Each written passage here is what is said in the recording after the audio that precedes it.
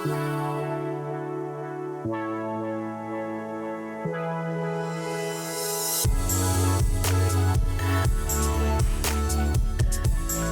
everybody, and welcome back to Age Friendly Chelmsford. This is Debbie Siriani.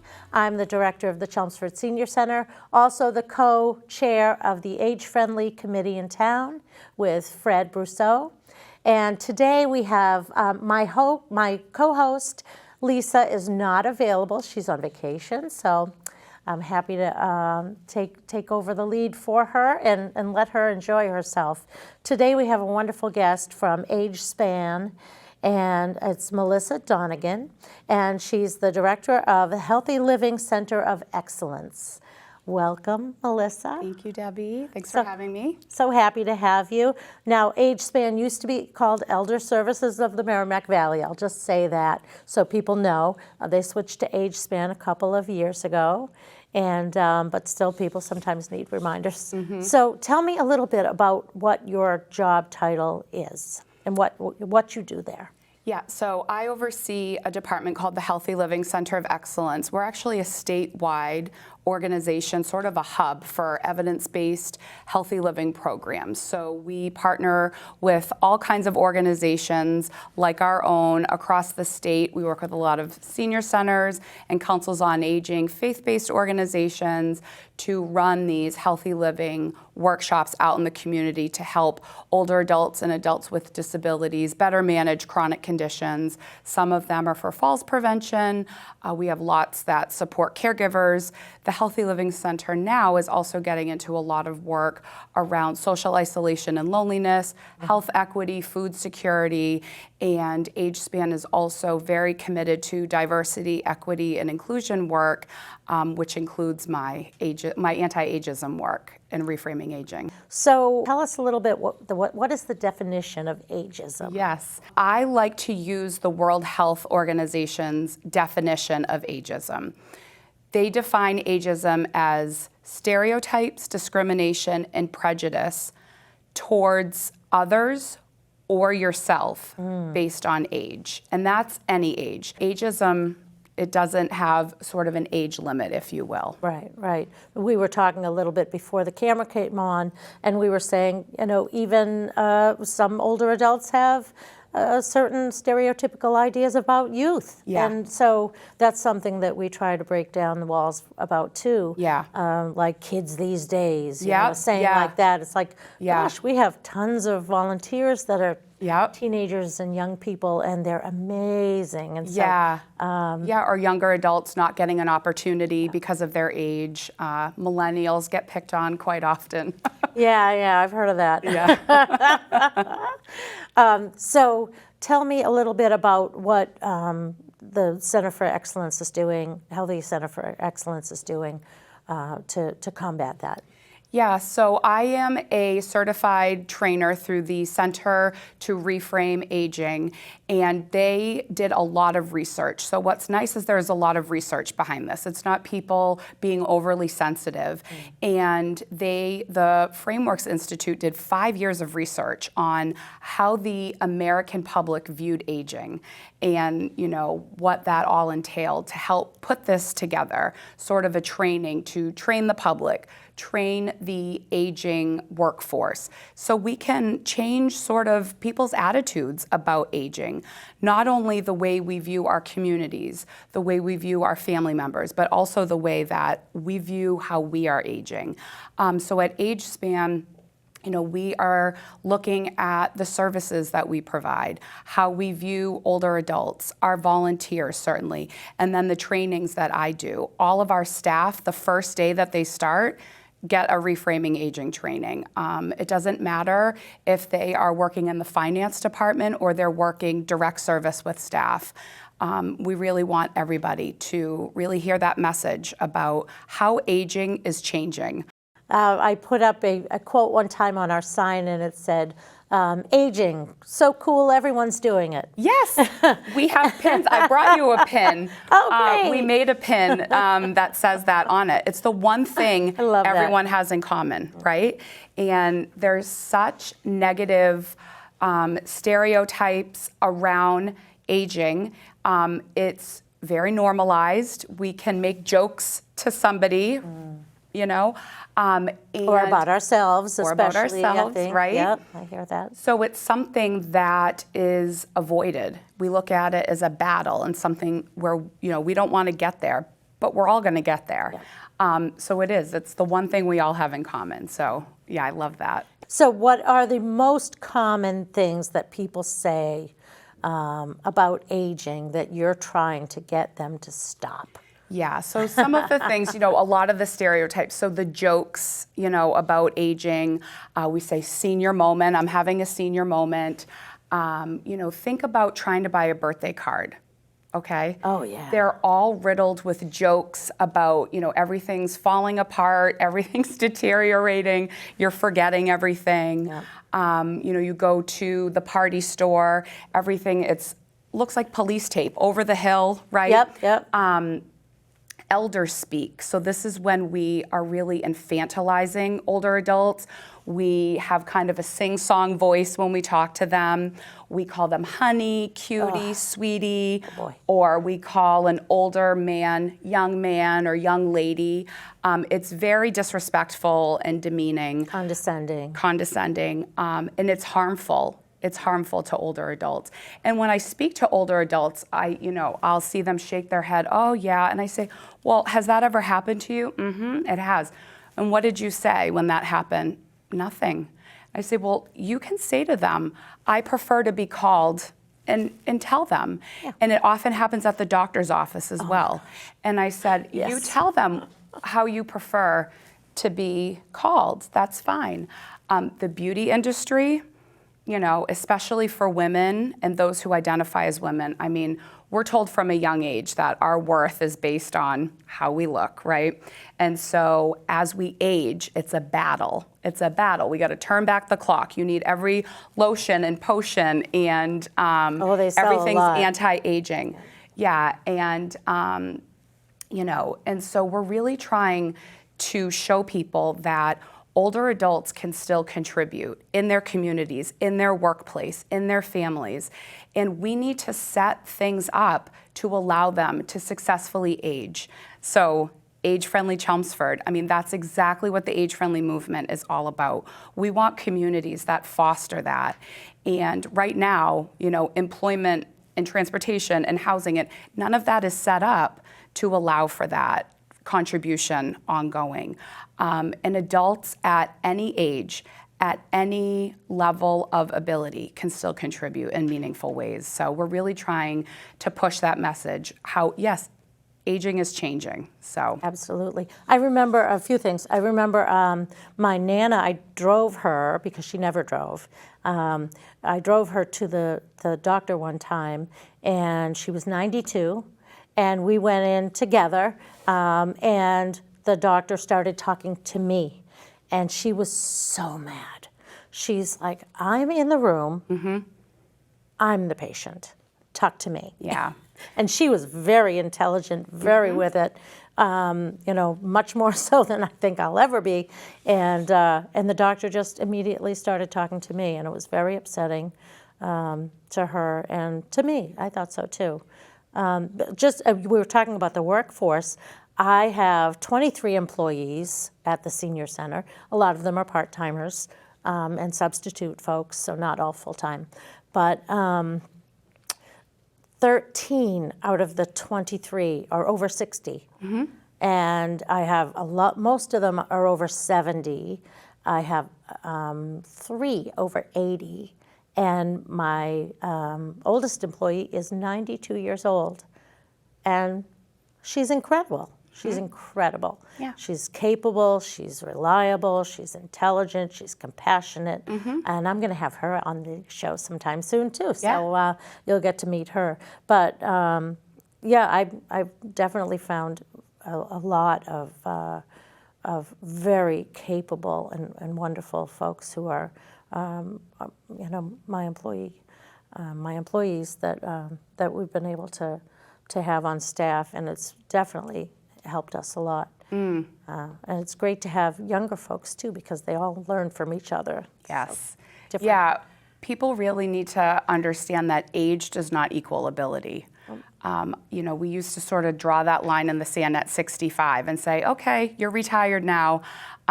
People are living longer and healthier lives, and they don't need to retire at 65. And, people can go on to work, well into older age, whether it be full-time, part-time, volunteering. And so, we really don't want age to determine the outcomes of things. And so you just mentioned the doctor speaking with you. We call that the invisible patient. And we're, careful also when we're training new staff to not do that. Because oftentimes when we meet with our consumers, they'll have a caregiver with them. So always addressing the consumer, the patient, the client, unless they say, you know what, my daughter's here today, I'm not feeling well, please speak with her. But asking first. And with healthcare, there's a lot of work being done now with ageism in healthcare, and roughly $63 billion a year in healthcare can be attributed to ageism, because doctors are very quick to overtreat or undertreat or look at someone based on age. And because of your age, blah, blah, blah. Oh, that's normal for a woman your age. Yeah. And I've already gotten that a few Yeah. times, and I looked at my doctor like, Yeah, and so we really want, there's some really great resources out there for older adults, because we can't just put this on the community. We also need to advocate for ourselves. So we need to look inward and also go to the doctor and not say, oh, my hip hurts, well, it's because I'm 80. Well, guess what? Does your other hip hurt? No. So get to the doctor. It's 82. Your other hip's 82. So maybe there is nothing that can be done. But oftentimes we don't seek out preventative help because we're blaming it on age. However, it could be something that could be taken care of. And so there's a group out of Colorado that they're doing a lot of work around what the providers could be better at doing and how the patient can respond if they're put in that situation. And so that's super, because it's really nice. Well, it's also just growing up being, respecting your doctor, like Yes. they're the ones who are, in charge, Yep. and really, Yeah. so it's a generational thing too. Yeah. Or, even I think younger folks might also feel it's like Oh, if your I've doctor certainly says left the it, you feel a doctor little and been like, what just happened? And I forgot right. to ask this. And Yes. Yeah, so writing things down, and that's your appointment and that's your time. Yeah. So making sure that, your needs are being met and that your voice is being heard. You're certainly paying for it. So, how do you think our view of aging has changed over the past, say, 10 years or so? Definitely with social media, and we're seeing more and more older adults sort of out there doing great things. Certainly the aging field is putting it out there. The Center for Reframing Aging has done a great job, and I kind of fangirl out. There's so many people out there right now. Ashton Applewhite, Dr. Becca Levy, doing great work, changing the narrative Colorado. There are so many groups and agencies out there, councils on aging, local area agencies on aging. We know, we've done this work for a long time. We know how amazing older adults are and the contributions that, they have to society, to our communities, to their families. And, we are getting louder about it and really, spreading this word. There's been a lot of celebrities, too, getting louder. Jamie Lee Curtis, Pamela Anderson just went to Paris Fashion Week with no makeup on, and it was this big deal. And I loved it, though. It got a lot of attention. Yeah. And, she was this 50-something-year-old woman without any makeup on, and, got attention for that and said, we don't need to be all made up and all of this, and we don't need to dye our hair. And, so I really like that, the visibility can be out there. Super. And just telling more positive stories about aging. Listen, aging is hard. I'm not sitting here saying that, if as long as you have a positive outlook, everything's going to be perfect. No, there are losses. There are physical declines, chronic conditions. There are things that you can't sometimes prevent. Sometimes loss of independence. Yeah, absolutely. After a certain Yeah. level. It's how you get that respond way. and adapt to it. Yeah. And I just mentioned Dr. Becca Levy. She is at the Yale School of Public Health.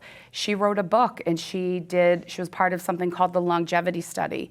And she followed a group of older adults around, over the course of 20 plus years. And she found that the group that had a positive outlook on aging, that doesn't mean that they didn't get sick, that they didn't have losses, that they didn't have hard times.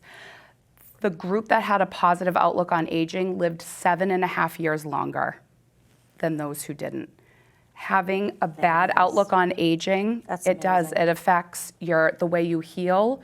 It affects your mental, physical, and cognitive health. And so it really is that mind-body connection that really can help you. And so that's why I say, I was quick to point out with the definition towards others and ourselves, because with a lot of isms, it's outward, but this is one that goes both ways. So you not only, when thinking about aging, need to change sort of all of the normalized stereotypes that we've been fed since we were children, right?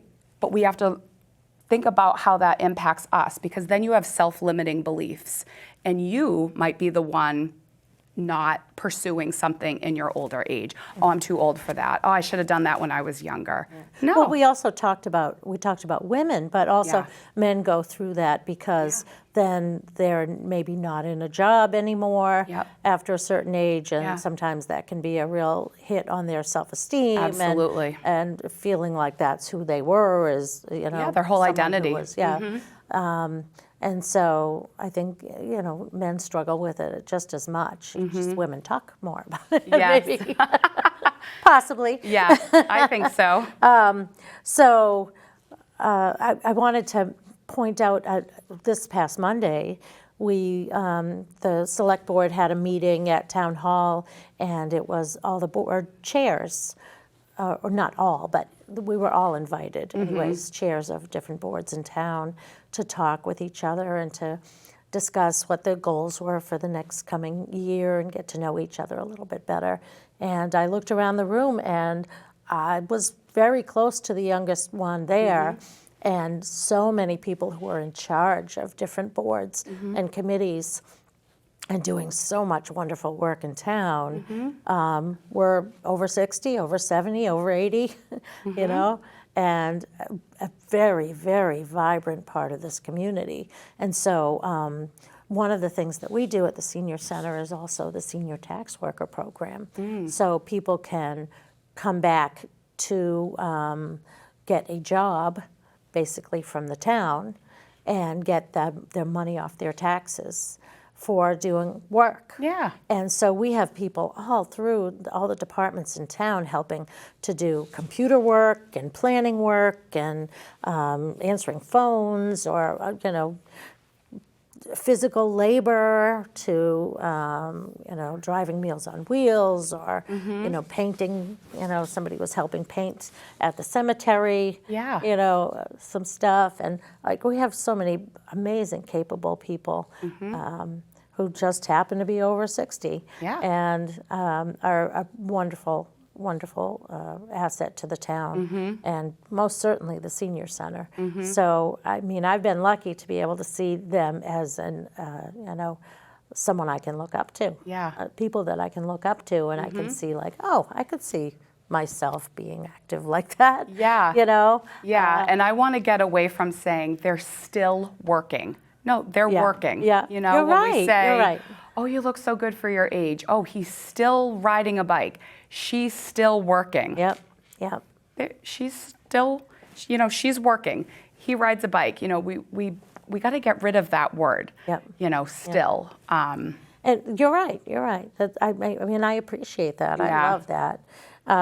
Because we keep on having to catch ourselves, too. I do, and I own this in the beginning. Whenever I go to a training, I say, okay, who has said this?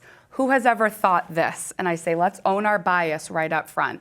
Because again, this has been so normalized, on TV shows, in books, in movies, and it's something, the World Health Organization says that by the age of 4 in this country, most children have a negative outlook on aging. So, it's just been fed and it's commonplace. And so I still catch myself, sometimes saying things or thinking things. And this is a very big part of my work and in my life at this point. I really, I try to live it as well. So it's not easy to undo all of that. Oh, absolutely. But it's great to be able to talk about it. Yeah. And bring the light to it. Yeah. So I was watching, all right, this is something I'm going to admit on television. I have been watching the Golden Bachelor show.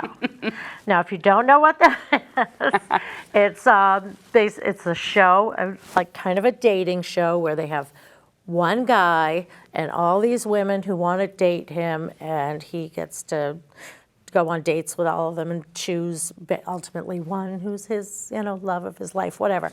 So they have a Golden Bachelor now, which is the first time they've done one, with someone over 70. And I watched it because I was interested in seeing, how they treated people and how they were viewed.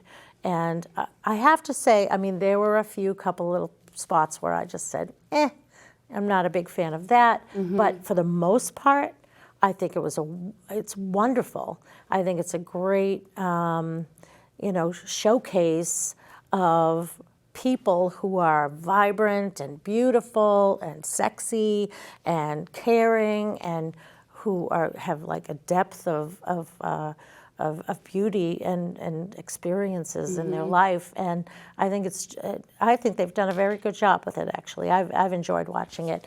I said it on TV, and it's on.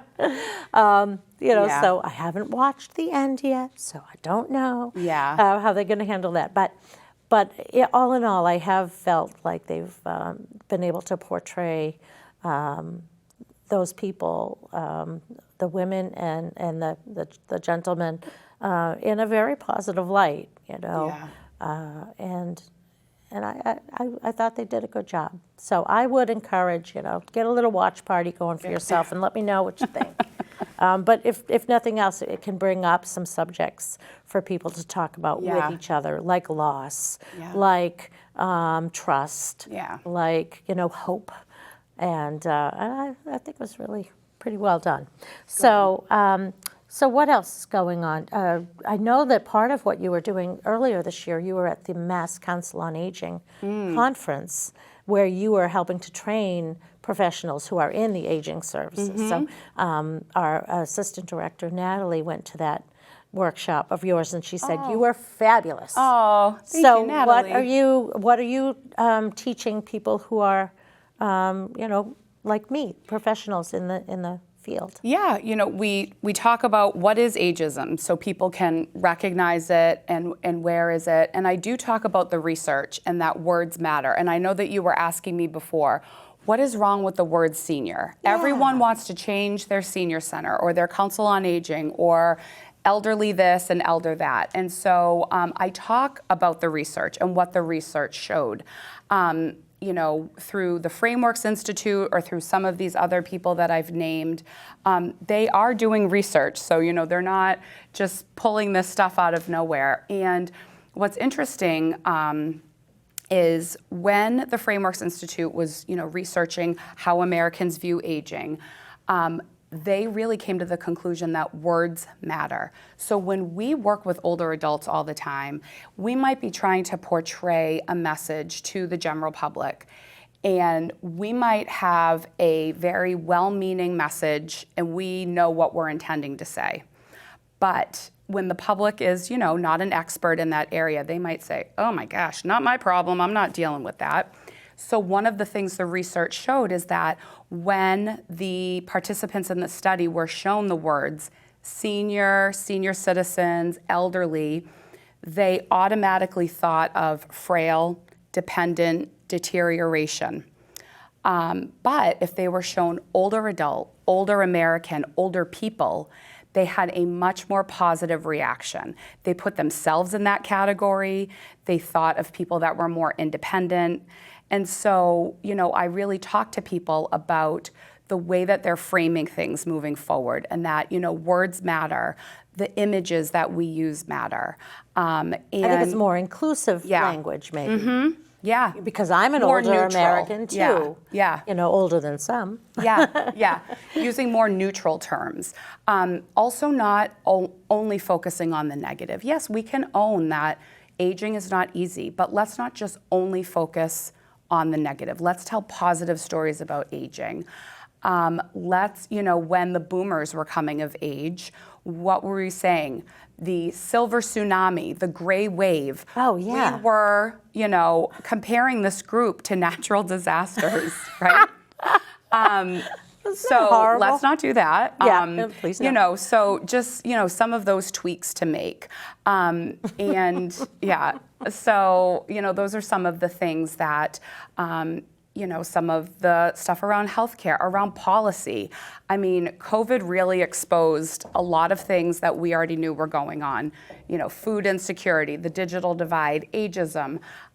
We certainly saw it was considered an old person's Loneliness, disease. isolation. Social isolation. But we see that in younger folks, too. We see that all around. The Surgeon General's report that just came out really shone a light that is not just an old person problem, that social isolation and loneliness, can really be across the board.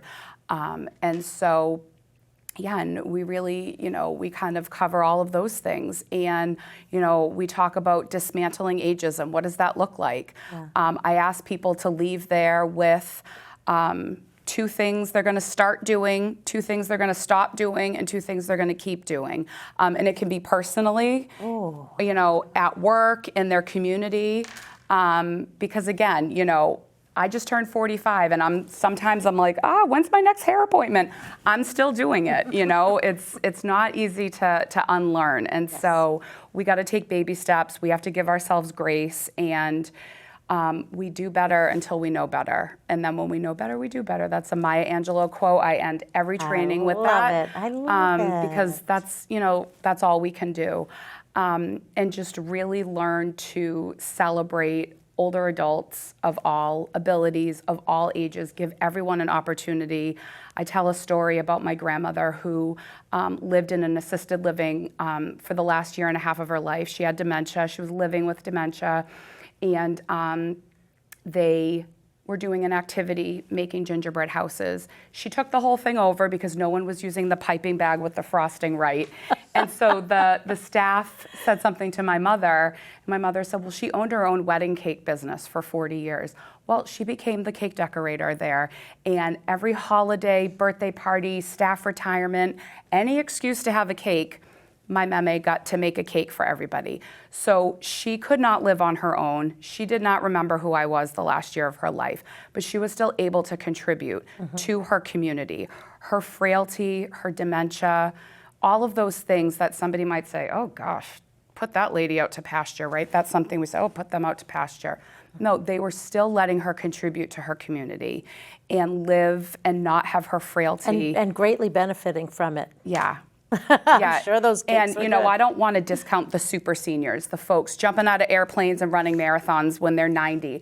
That's amazing. Yeah. But we have to still include all the people in between. And just because somebody might be in a wheelchair or be frail or have cognitive impairment, we don't have to, infantilize that. There's still a way that they can contribute, and there's still a way that we can pull them into their community and, involve them. That's wonderful. Yeah. Those are all such wonderful points, and I so appreciate you being here. And I hope you all take some advice and don't judge what you think you might see at the Senior Center. Pop in and see what might be going on there. It might surprise you. Thank you so much. Thanks for being here, Melissa. Debbie. Have a wonderful day, everybody.